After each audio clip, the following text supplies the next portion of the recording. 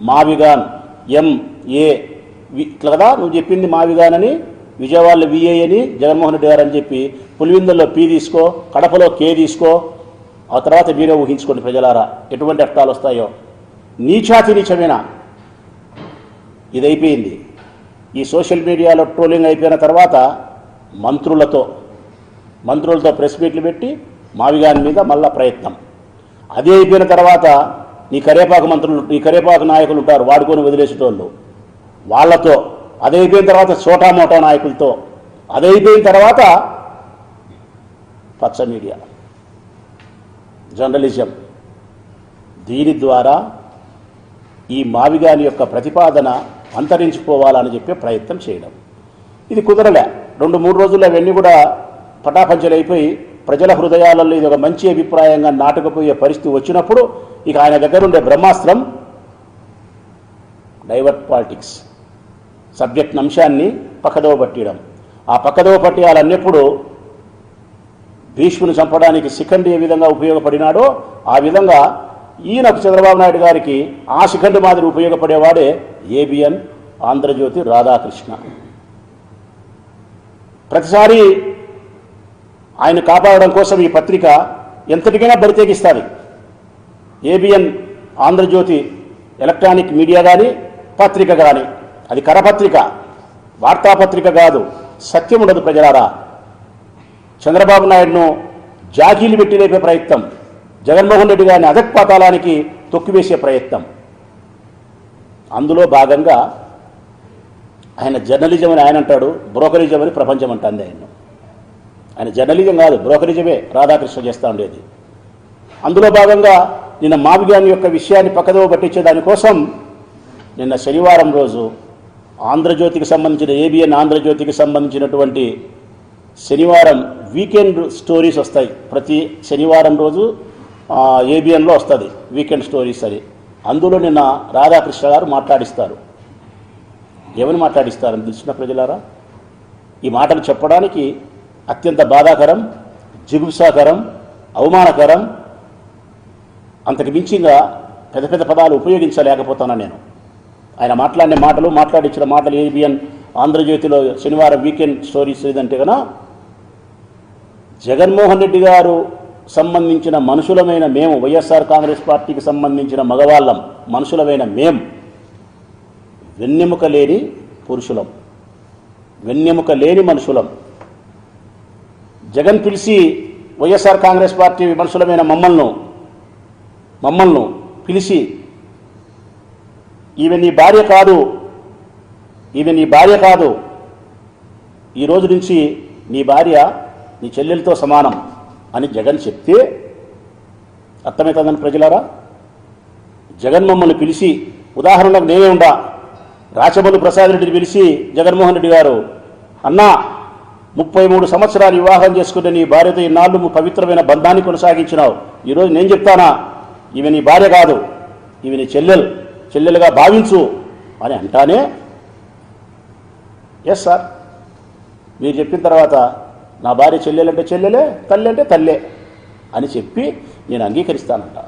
నేనంటే నేను కాదు, యావత్ వైఎస్ఆర్ కాంగ్రెస్ పార్టీ మనుషులం అందరం, మగవాళ్ళమందరం. అంతటితో ఆగలే. మా భార్యను 30 సంవత్సరాలు పవిత్రమైనటువంటి బంధంతో దాంపత్య జీవిత ప్రయాణాన్ని కొనసాగించిన మేము జగన్ చెప్తానే డూడు బసవన్నని తల ఊపి మా వెన్నెముక సచ్చి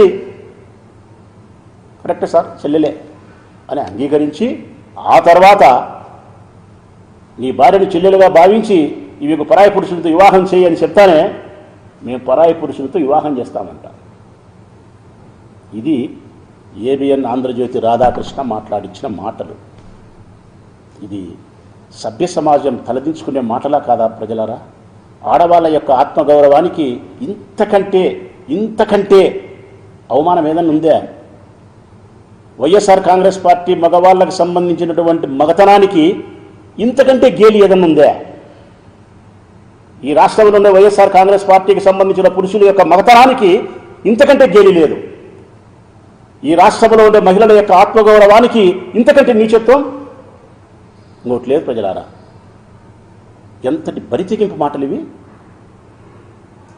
ఖండకావరంతో కొవ్వెక్కి కళ్ళకు మదమెక్కి ఏబిఎన్ రాధాకృష్ణ గారికి ఇంత అనుచితమైన మాటలు మాట్లాడుతున్నాడు. దీనికి మా నాయకుడైతే, మా జగన్మోహన్ రెడ్డి గారు అయితే ఏమంటారంటే, చాలా బాధాకరమన్నా, కానీ మనం ప్రజాస్వామ్యంలో ఉండాం కాబట్టి ఎంతటి అవమానాన్ని స్వీకరించాల్సిందే, ఎంతటి బాధనైనా మనం దిగమించుకోవాల్సిందే. ఆంధ్రజ్యోతి కార్యాలయం దగ్గర పోయి గాంధేయవాదములో శాంతియుతంగా ధర్నా చేయండి, 4 ప్లే కార్డులు పట్టుకొని స్త్రీల యొక్క ఆత్మగౌరవాన్ని కాపాడు, రాధాకృష్ణ నీ పద్ధతి మార్చుకో, రాధాకృష్ణ నీ చెల్లెలుది పద్ధతి మార్చుకో అని 4 ప్లే కార్డులు పట్టుకొని ఆంధ్రజ్యోతి కార్యాలయం దగ్గర పోయి ప్రజాస్వామ్యబద్ధంగా ఒక ధర్నా చేసి మళ్ళీ ఇంటికి వచ్చి మీ పిల్లలతో మెట్టిదెబ్బలు తినండి అని చెప్తాడు. నా చేసి వచ్చినాక ఇంటికి వచ్చి మా పిల్లలు బూట్ కాలుతుంది అంటారు. ప్రజలారా, చేత్తో కూడా అన్నారు, ఒరే ముండమోపి, నీ ముండమోపి రాజకీయాల కోసం మమ్మల్ని బజారుకి ఈడ్చి మీరు ఇన్నాళ్ళు మాతో సంసారం చేసి పవిత్రమైనటువంటి మన బంధాన్ని చెల్లెలుగా నువ్వు మారుస్తే అని సార్ చెప్తానే ఒప్పుకొని మళ్ళీ నువ్వు చెప్తానే మేము ఇంకొక పురుషులతో పెళ్లి చేసుకొని, ఆయన అంటున్నాడు అందమైన మాటలు, అవి పురుషులతో పెళ్లి చేసుకోవడం కాదు ఆయన చెప్పే మాటలు. ఇంకొక పురుషుని పరాయి పురుషుని యొక్క పడక గదికి పో అంటే మేము తల ఉంచి పడక గదికి పోయి మనసం ఎక్కుతామా, మెట్టుతో కొడతామా కొడక అని చెప్పి మమ్మల్ని మెట్టుతో కొడతారు సార్.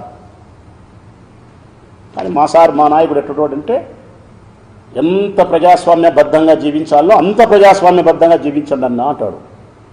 కానీ ఇది క్షమించరాని తప్పు రాధాకృష్ణ. నా వ్యక్తిగత అభిప్రాయం అయితే నీ కార్యాలయం దగ్గరకు వచ్చి ప్లే కార్డు పట్టుకొని ధర్నా చేయాల్సిన అంశం అయితే కాదు.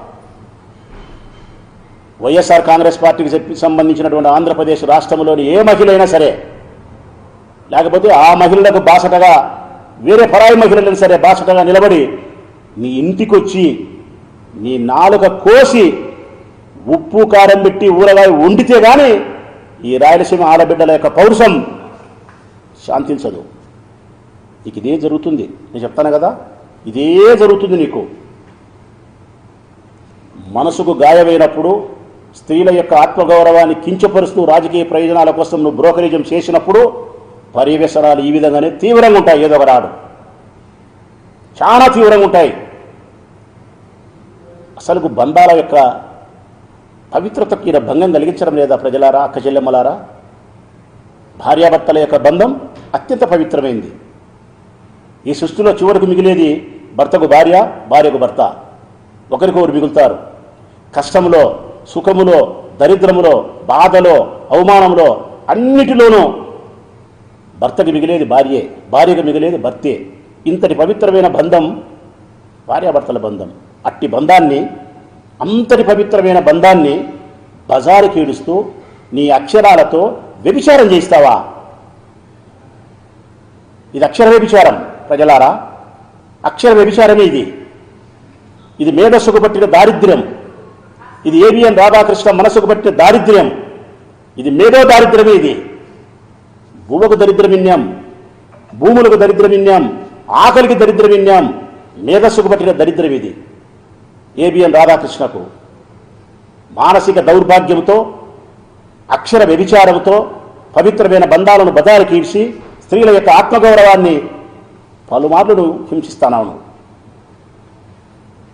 నేను చెప్పిన మాటలు తప్ప ఒప్ప అనడానికి ఒక్కసారి